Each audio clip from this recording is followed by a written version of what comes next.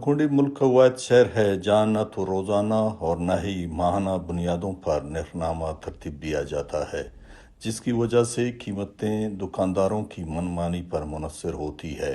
शहरियों का कहना है कि एक बार जो नर्ख मुकर्रर हो जाए वो दोबारा नीचे आना नामुमकिन हो जाता है। इस वक्त शहर में मुर्गी का गोश्त 900 रुपये फ़ी किलो जबकि बकरे का गोश्त 2000 रुपये फ़ी किलो फरोख्त हो रहा है। फलों और दिगर अशिया की कीमतें भी आम आदमी की पहुंच से बाहर हो चुकी है। शहरियों ने शिकवा किया है कि प्राइस कंट्रोल कमेटी के इजलासों में दुकानदारों की मर्जी के मुताबिक नरखनामा तय किया जाता है, जिसका आम सारिफ को कोई फ़ायदा नहीं पहुंचता।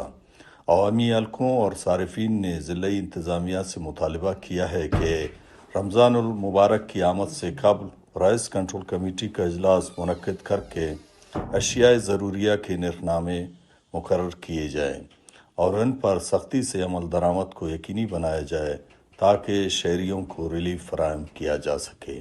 वश न्यूज़ नौकुंडी।